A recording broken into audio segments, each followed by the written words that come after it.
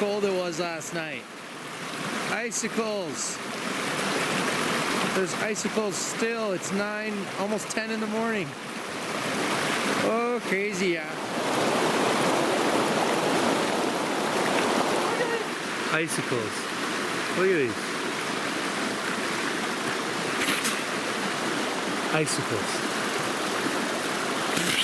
I just had to do that to prove they're icicles. Crazy, huh? Ow! Ow! Icicles. Icicles! Ah, that's why I was so cold last night. Ice cold. Ice so cold. That's so hot. Oh my goodness. Yeah, it's hot here, guys. It's 102 inside and 114 outside.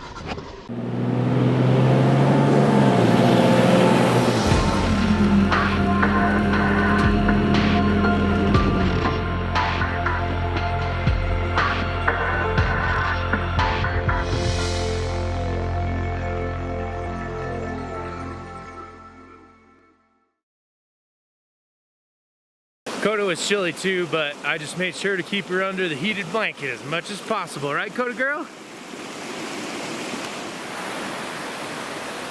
It was cold enough last night. The drone was in the truck in this waterproof case, but I have to warm it up to fly it because it's too cold to fly.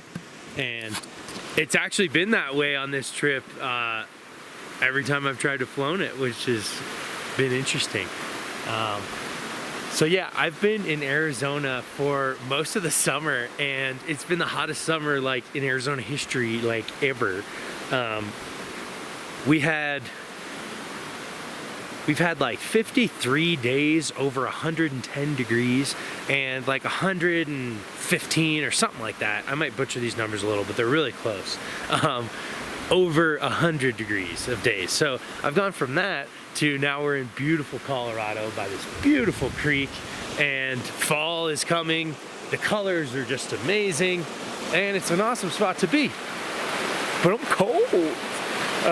It got down to like 30 degrees last night, and for me, coming from this crazy hot summer where literally some nights it wouldn't even get below 100 degrees, this has been a little crazy. So take you up into the rooftop tent, show you how we got it set up and how I've been coping pretty well with the colder temps. All right, it's a chilly one. Happy's got his diesel heater going. So let's plug in this electric blanket.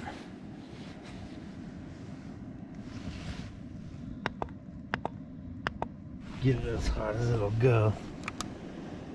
And see, yeah, wow, it's drawing 100 watts.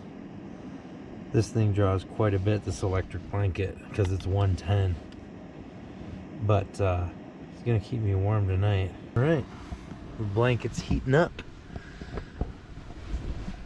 So yeah, Brian, Off-Grid Backcountry Adventures, recommended a heated blanket to stay warm in these cold nights.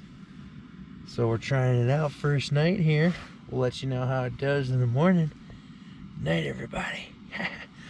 So that was my first night with the electric blanket, and we're doing some cleaning of the rooftop tent, so I figured I'd show you it. But this is the biggest pitfall. If you get these things bunched up like this, they don't work. The heat goes in right here, and if it's bunched up right here, it'll just like heat this area. So it has to be flat and properly distributed. As you can see, this thing is way tangled up. So this has been the hardest thing, is to keep it, you know, flat. There's cords inside of here that can get bent up if it's not flat. So with Coda, like during the night, if we want to switch sides, I have to readjust this. So that's one of the things I've noticed with actually using it for a couple weeks. The other thing is, even though it does keep your body very warm, your face gets super cold. And obviously you can put your face under the blanket, but that's not a nice experience either. So funny enough, I think a ski mask would be a good solution for that, because mainly my nose just got so cold.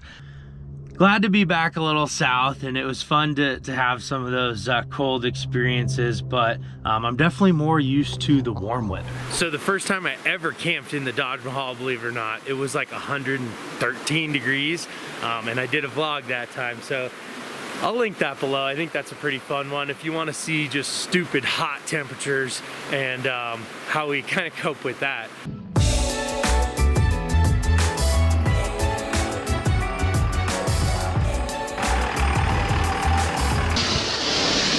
Take off all of our big old dealy bobs, cover the windows so we can unzip and have some airflow. And then we pop our fan here.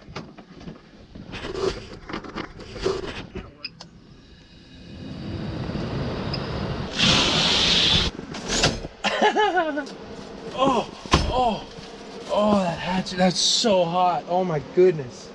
Yeah, it's hot here, guys. It's it's way hot to be camping, but it's feeling pretty nice in here already, honestly, just with all this airflow.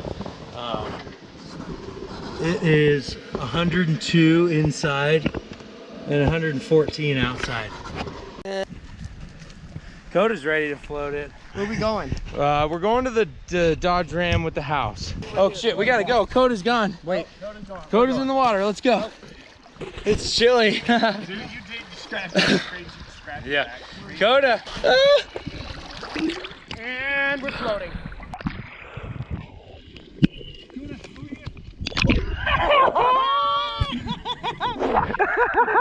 And if you kept the top down and the vinyl didn't heat up as much, that was also one way to keep it a little bit cooler in the heat. Another big way is layering. If you put like a tarp over top of the roof of the Taj Mahal, for example, which would be a lot of work, never did it. But if I was trying to stay somewhere hot for long, extended periods of time, you could, you know, get some good shade barriers going. And camping in the heat sucks in its own respect as well, but it's not really life-threatening. Camping in really, really cold conditions can be life-threatening. So that's why, to me, it's a little bit more serious. But lucky to be with Brian off Grid Backcountry Adventures. He recommended that I try out the heat blanket. The old James Baruch Grand Raid XXL has been treating me well, gotta say. I think the best way to heat this rooftop tent would be a mobile diesel heater with, you know, a tank and everything kind of in the bed, and then just a tube coming up through the window here where we could get some diesel heat. You could obviously use a heater buddy and propane type heaters, but I really just don't like that when you have blankets and things around and they can fall over. And alrighty, well, we're all packed up, heading out of this spot. Oh wow, I should probably grab this before it flies off. And Brian and I are headed into Crestone to get some breakfast. We might even look at getting some yurts tonight because it's gonna be pretty cold and windy, and it's been almost a week in the RTT, so it'd be nice to have something a little different. But also, I'm getting real comfy in there, and so is Code Girl, right, Bubba's? She's like, Dad, it's cold. I don't like this morning. It's early. What are we doing? So yeah, it's about not even 8 a.m. yet, and we're rolling out. That doesn't usually happen. But yeah, Brian really wanted to get into town and get some breakfast and get stuff started early. And I'm like, yeah, I'm not an early person, but if someone else is, then it's a fun motivation to get her going. So, and a good test of, you know, the rig. And I packed it up so quick between a little bit last night and this morning. So yeah, I'm just stoked.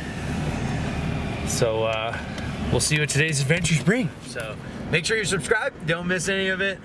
Comment, let me know what your favorite part of the video was, and hit the like if you enjoyed it. And also, of course, I always appreciate you sharing the channel with people that you think might be down to mob.